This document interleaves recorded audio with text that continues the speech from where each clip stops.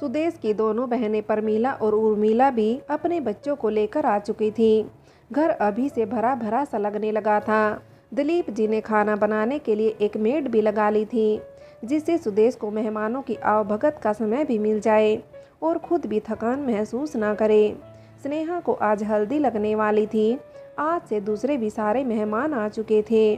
सभी तैयार होने में लगे थे। सारी ही लड़कियों और औरतों ने पीले रंग के सूट और साड़ियाँ पहनी थी, मगर मधु ने लाइट पिंक साड़ी पहनी थी। सब ने पूछा तो मधु ने कहा, मुझ पर पीला रंग अच्छा नहीं लगेगा, ये रंग मुझ पर अच्छा लग रहा है। मधु ने कहा तो स्नेहा ने बीच में बोलते हुए कहा, दीदी तुम तो हर कलर में अच्छी लगती हो। तो मधु मुस्कुरा दी। स्नेहा सबके बीच बैठी हुई थी। सब बारी बारी से उसे हल्दी लगा रहे थे, साथ में मुंह भी मीठा करा रहे थे। मधु जब हल्दी लगाने आई तो उसके दिल में एक कसक सी उठी। काश स्नेहा की जगह इस वक्त मैं बैठी होती। जितने भी मेहमान आ रहे थे सबने भी पूछ पूछ कर जान खा रखी थी कि पहले मधु की शादी क्यों नहीं की।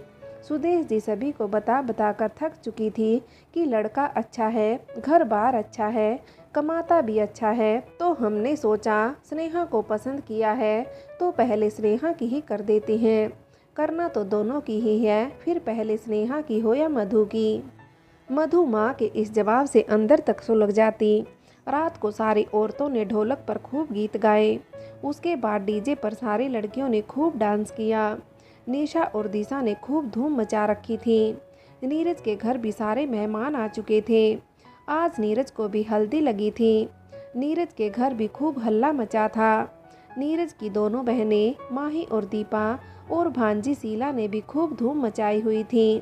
तीनों खूब डांस कर रही थी और उछल कूद में मशगूल थी। नीरज के यार दोस्त भी नीरज के घर मौजूद थे और खूब शादी एंजॉय कर रहे थे। नीरज के सारे दोस्तों ने नीरज से बियर की डिमांड की थी, जिसे नीरज पूरी नहीं करना चाह रहा था।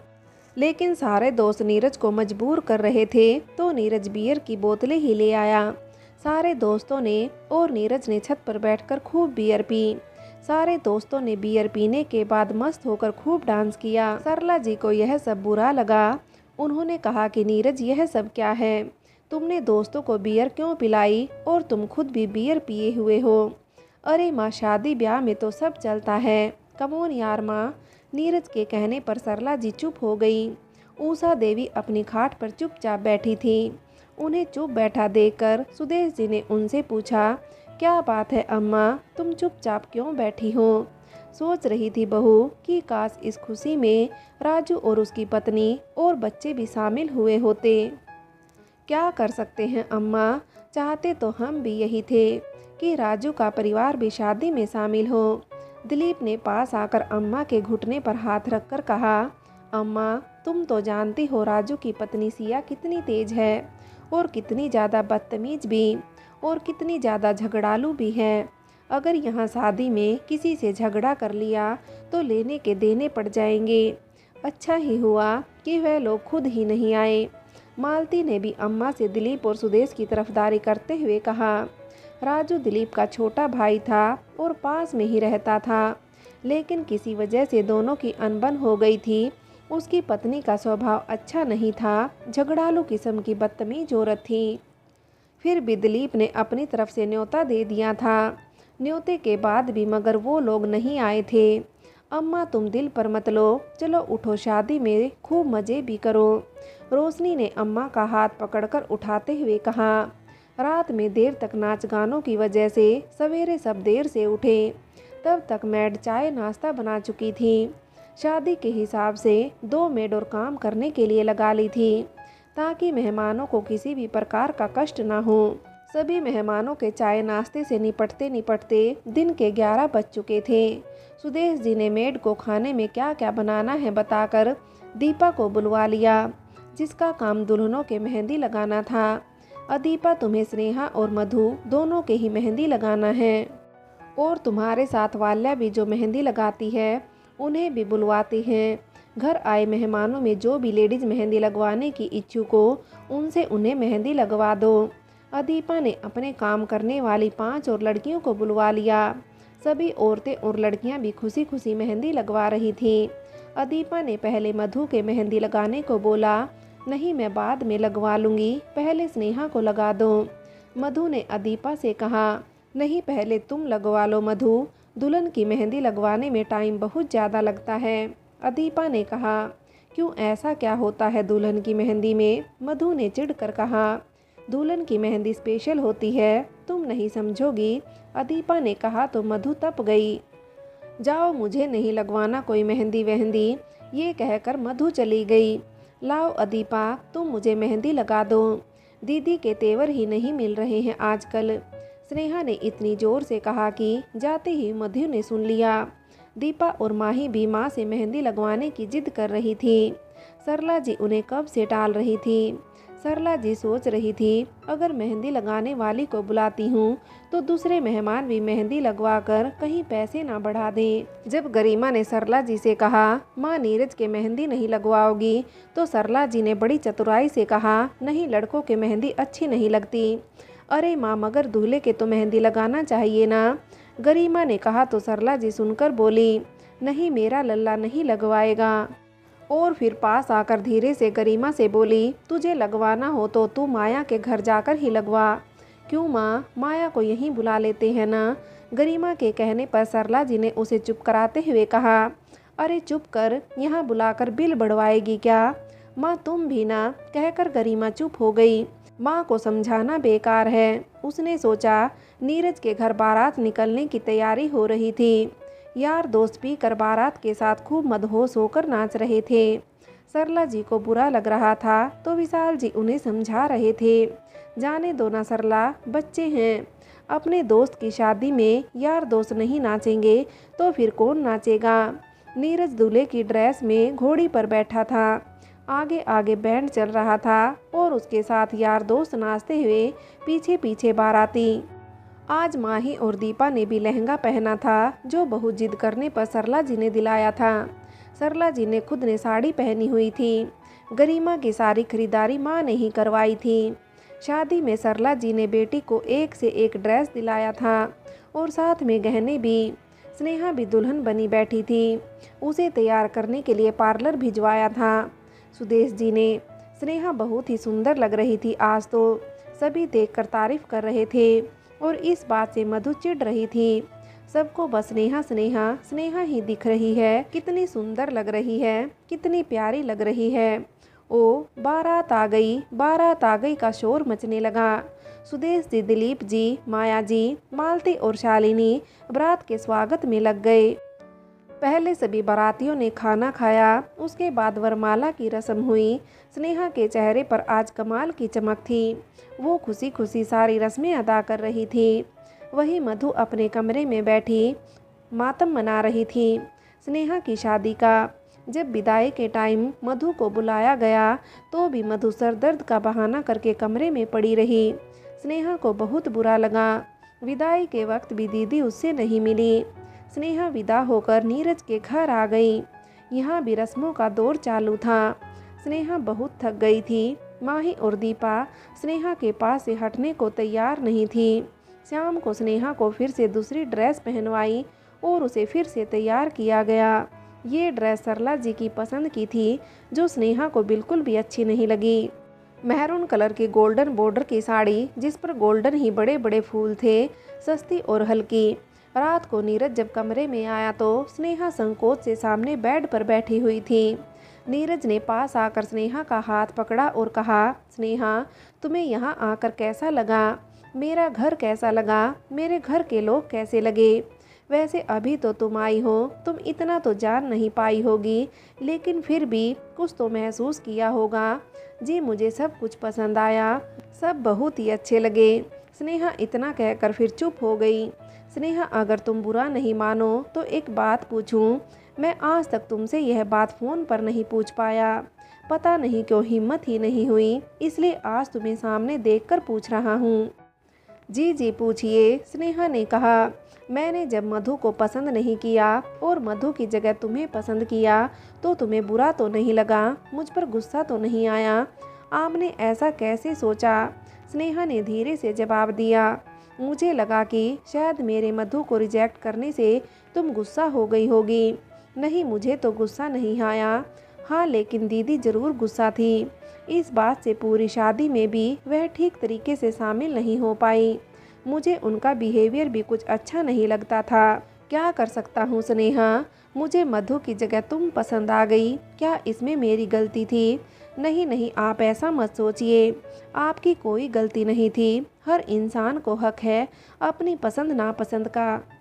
चलो, तुम्हारी मधु दीदी से हम माफ़ी मांग लेंगे कहकर नीरज हंसने लगा। सिर्फ माफ़ी नहीं मांगनी है, बल्कि मधु दीदी के लिए एक अच्छा सा रिश्ता भी लाना है। अब आपको उनकी भी शादी की फिक्र करनी है। स्नेहा ने भी हंसते हुए कहा तो नीरज ने हाँ में स्वीकृति दे दी और फिर दोनों प्यार के सागर में गोते लगाने लगे। स्नेहा बहुत खुश थी। नीरज बहुत अच्छा लड़का था, समझदार भी था। स्नेहा स्नेहा दरवाज़ा खोलो। सरला जी ने आकर दरवाज़ा बजाया तो स्नेहा ने घबराकर जल्दी से दरवाज़ा खोला। सामने सरला जी को देखकर उनके पैर छुए। चलो, अब जल्दी से नहाकर रसोई में आ जाओ। आज तुम्हारी पहली रसोई है। माँ, मैं अभी आई बस। यह माँ क्या लगा रखा है? माँ जी कहो। तुनक कर कहते हुए सरला जी चली गई तो स्नेहा सोच में खड़ी हो गई कि यह कैसा रवैया है। उसने नीरज से ये बात कही कि नीरज ने कहा, देखो स्नेहा, तुम्हारा अभी पहला ही दिन है ससुराल में। एडजस्ट करने में थोड़ा टाइम लगेगा तुम्हें भी और माँ को भी। नीरज प्यार से फिर स्नेहा को बाहों में भरने लगा तो स्नेहा ने कहा, नहीं, मुझे नहाना है और जल्दी से जल्दी रसोई में जाना है। माँ कहकर गई है। पहली रसोई में ही स्नेहा के ऊपर सारा काम लाद दिया गया था। साग, पूरी, हलवा, खीर, हरी सब्जी, रोटी सब स्नेहा को ही बनाना था।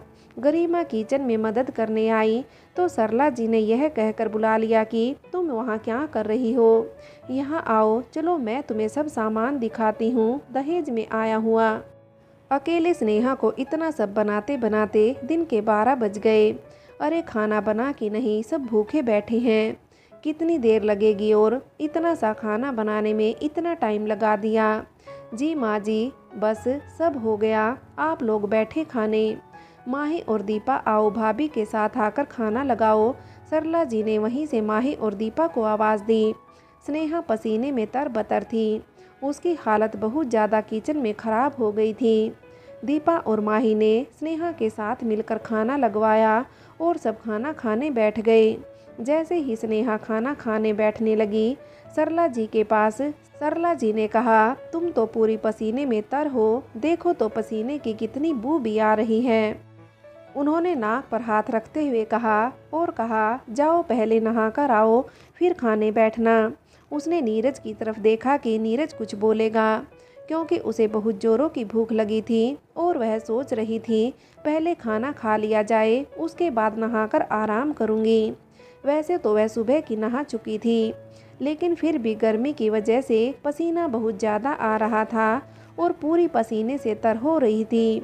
नीरज ने कुछ नहीं कहा और चुपचाप उसकी तरफ देखकर मुंह नीचा कर खाना खाने लगा। नीरज ने उसका इंतजार भी नहीं किया खाने के लिए। स्नेहा को बहुत ज़्यादा बुरा लगा, लेकिन वो कुछ नहीं बोली और पहले बाथरूम में नहाने चली गई, जिसमें अब थोड़ा सा साग और 4 पूरी उसको मुंह चिढ़ा रहे थे। वह गुस्से से सरला जी के पास गई और कहा, क्या माँ जी, मेरे लिए तो खाना बचा ही नहीं। तो सरला जी ने बड़ी नरमी से उसे जवाब दिया, क्या हुआ अगर हमने खाना खा लिया तो? तुम्हारे हाथ का खाना बहुत टेस्टी बना था, तो ज़्यादा खाने में आ गया। अब हम भूखे तो नहीं उठ सकते थे। ऐसा करो, तुम अपने लिए और खाना बना लो। अब स्नेहा की इतनी हिम्मत तो नहीं थी कि अपने लिए और खाना बनाती, तो चुपचाप 4 पूरी और थोड़ी सी साग खाकर अपने कमरे में चली गई, जहां नीरज आराम से कूलर की हवा में लेटा हुआ था। यार स्नेहा, तुमने तो बहुत टेस्टी खाना बनाया, मज़ा आ गया सच में। नीरज ने स्नेहा को देखते हुए कहा तो स्नेहा अंदर तक सुलग गई। मुझे तो खाना ही नहीं मिला, थोड़ी सी साग और 4 पूरी खाकर आ रही हूँ। उसने थोड़ा गुस्से से नीरज को जवाब दिया। अरे, तो इसमें इतना टेंशन करने की क्या बात है, थोड़ा और खाना अपने लिए बना लेती। स्नेहा ने कोई जवाब नहीं दिया और चुपचाप आकर बिस्तर पर लेट गई। तो नीरज फिर से उसके साथ छेड़खानी करने लगा, जिससे परेशान होकर उसने नीरज से कहा, नीरज प्लीज़, मैं अभी थकी हुई हूँ, कुछ देर आराम करने दो। स्नेहा, तुम भी थकी हुई ऐसा क्या किया तुमने जो तुम थक गई हो? नीरज ने गुस्से में करवट बदलते हुए कहा। 2 दिन बाद पग फेरे के लिए उसे मायके भेज दिया गया। घर आते ही माँ ने, दादी ने, भाभी ने, सब ने उससे पूछा कि स्नेहा कैसे रहे ससुराल में यह 2 दिन। स्नेहा ने हंसते हुए कहा, बाकी सब तो ठीक है, लेकिन वह है ना सरला जी, उनके तेवर अलग ही हैं। बहुत ज़्यादा गर्म मिजाज हैं वो। अच्छा, फिर हनीमून के लिए कब जा रहे हो? मधु ने स्नेहा को चिढ़ाते हुए जैसे कहा था। अभी तो कुछ बात नहीं हुई दीदी। हाँ, जाते ही अब यहाँ से नीरज से बात करूँगी। नीरज का फ़ोन आता है तो दोनों के बीच अब भी बहुत देर तक बातें होती रहती हैं। सुदेश जी स्नेहा का बहुत ज़्यादा ध्यान रखती, उसकी पसंद का खाना बनाती, उसकी तीमारदारी में ही लगी रहती। इस बात से मधु को बहुत गुस्सा आता और वो माँ को भी आने बहाने सुना देती। हाँ हाँ, अब मेरी किसी को परवाह नहीं है, सब उसी की खातिरदारी में लगे हैं। जब तुम्हारी शादी हो जाएगी तब तुम्हारी भी ऐसी ही खातिरदारी की जाएगी। जया ने मुस्कुराते हुए कहा तो मधु ने कहा, खातिरदारी कराने के लिए शादी जरूरी है? क्यों? शादी के बाद क्या सुरखाब के पर लग जाते हैं? कहकर पैर पटकती हुई मधु वहाँ से चली गई। माँ, क्या हो गया है दीदी को? दीदी इस तरह बात क्यों करती हैं? मधु के इस तरह गुस्से से जाने के बाद स्नेहा ने माँ से कहा, बेटा, वह तुमसे 3 साल बड़ी थी, उसको मन में एहसास होता होगा कि मेरी छोटी बहन की शादी हो गई और मैं अभी भी घर बैठी हुई हूँ। मगर माँ, दीदी को इस तरह नहीं सोचना चाहिए। मेरे साथ तो कम से कम उन्हें बिहेव अच्छा रखना चाहिए। मैं छोटी बहन हूँ, उन्हें यह तो सोचना चाहिए कि अगर मेरी शादी पहले हो भी गई तो क्या हुआ। बेटा, मधु में यही तो कमी है, वह जल्दी एक्सेप्ट नहीं कर पा रही है इस बात को। माँ ने हालांकि स्नेहा के सामने बात को टाल दिया था, लेकिन माँ के मन में भी कहीं यह बात जरूर लगी थी। कुछ दिन बाद जब स्नेहा को लेने जाने की बात चली तो नीरज ने कहा कि माँ, मैं जाकर ले आऊँ स्नेहा को? नहीं, तुम नहीं जाओगे, मैं और तुम्हारे पापा जाएंगे स्नेहा को लेने। सरला जी ने थोड़ा गुस्से से कहा तो नीरज को बड़ी हैरत हुई। क्यों माँ, अगर मैं चला जाऊंगा स्नेहा को लेने तो कौन सा पहाड़ टूट पड़ेगा? नीरज ने कहा, यह तो दुनिया की रीत है, पहले पहल मायके से लेने दुल्हन को उसके सास ससुर ही जाते हैं, पति नहीं। सरला जी ने रीति रिवाजों का बहाना बना के नीरज को लेने जाने से रोक दिया। सरला जी को डर था कि कहीं ऐसा ना हो कि नीरज ससुराल जाए और ससुराल वाले इसे अपना लें। नीरज कहीं ससुराल में रहकर ऐसा ना हो कि हमसे दूर हो जाए, ससुराल वाले इसे अपने अंडर में कर लें। कुछ भी सही, सरला देवी बहुत तेज मिजाज की औरत थी और साथ में उनमें दिमाग भी इतना ही था। कुछ दिन बाद सरला जी, विशाल जी और दोनों बहनें दीपा और माही स्नेहा को लेने उसके मायके आए। कमलेश जी और दिलीप जी ने पूछा कि नीरज जी नहीं आए तो विशाल जी से पहले सरला जी बोल पड़ी, हमारे यहाँ पहले पहल दुल्हन को लेने उसके मायके उसके सास ससुर ही आते हैं। दिलीप जी और सुदेश जी, आप बुरा मत मानो। नहीं नहीं, इसमें बुरा मानने वाली कोई बात नहीं है, जैसी जो रीत है आपके इधर वो कीजिए, हमें कोई बुरा नहीं लगा। दिलीप जी ने बड़ी शालीनता से जवाब दिया। स्नेहा तैयार होकर बैठक में आई, उसने सास ससुर के पैर छुए। माही और दीपा स्नेहा के गले लग गई। माँ जी, कब चलना है? मैं उसी हिसाब से तैयारी कर लूँ। स्नेहा ने सरला जी की तरफ देखते हुए कहा, कल सवेरे जल्दी निकलेंगे बहू, तुम अपनी पैकिंग वगैरह करना हो तो कर लेना। सरला की जगह विशाल जी ने जवाब दिया। रात को जब सब सो गए तो माँ ने स्नेहा से कहा, स्नेहा, मुझे यह बात पसंद नहीं आई कि दामाद जी तुम्हें लेने नहीं आए इनके साथ में। छोड़ो ना माँ, इन लोगों के घर यही रीत होगी, इनको इनके रीति रिवाज से चलने दो। सवेरे स्नेहा जल्दी उठ गई। उसने भाभी और माँ के साथ मिलकर जल्दी जल्दी नाश्ता बनवाया, फिर जाकर सरला जी और विशाल जी को जगाया। दोनों नहाकर बाहर निकले और नाश्ता करने बैठ गए। सरला जी ने स्नेहा से कहा कि रास्ते के लिए भी थोड़ा नाश्ता बांध लो, कभी भूख लगेगी तो खा लेंगे, वैसे भी घर पहुँचते पहुँचते शायद देर हो जाए। स्नेहा को अच्छा तो बिल्कुल भी नहीं लगा, क्योंकि सारा नाश्ता तो ख़त्म हो चुका था। स्नेहा ने सोचा कि रास्ते में भूख लगती तो कहीं ढाबे पर या रेस्टोरेंट पर रुककर खाना भी खा सकते थे, मगर वो कुछ नहीं बोली और उसने भाभी और माँ को कहा कि थोड़ा नाश्ता और बना दीजिए, हम रास्ते में रख कर ले जाएंगे। यह बात जया और सुदेश जी को भी पसंद नहीं आई कि वह कौन सी बात हुई, कहीं ढाबे पर या रेस्टोरेंट पर रुककर भी तो खाना खाया जा सकता था।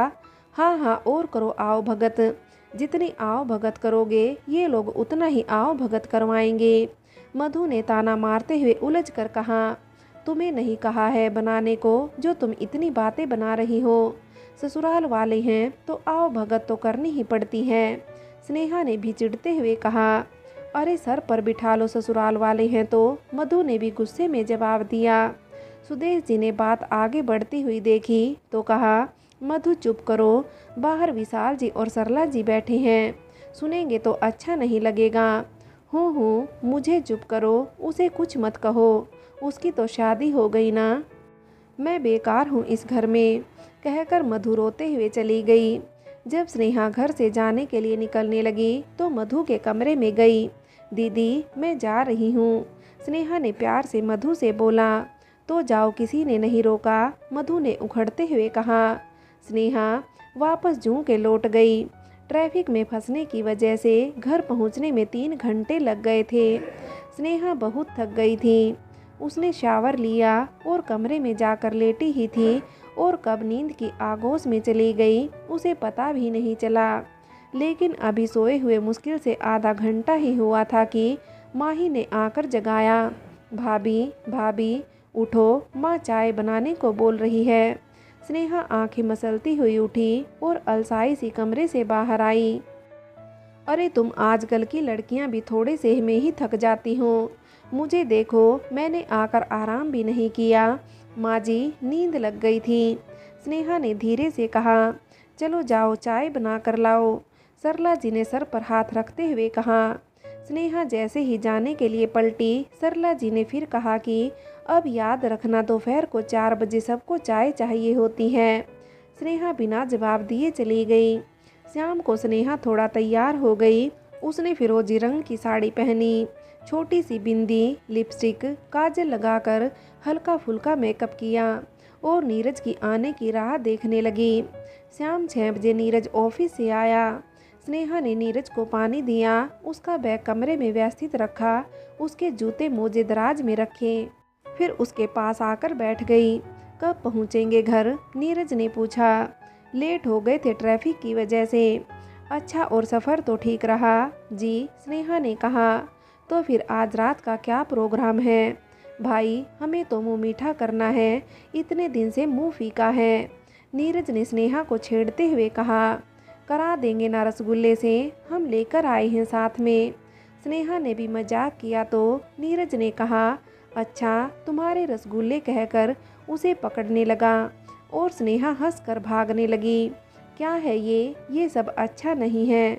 घर में 2 छोटी बहनें और 2 छोटे भाई हैं, जरा उनका तो ख्याल करो, सरला जी ने डांटते हुए कहा। तो स्नेहा हंसना भूलकर उनका मुंह देखने लगी और नीरज वहां से चला गया।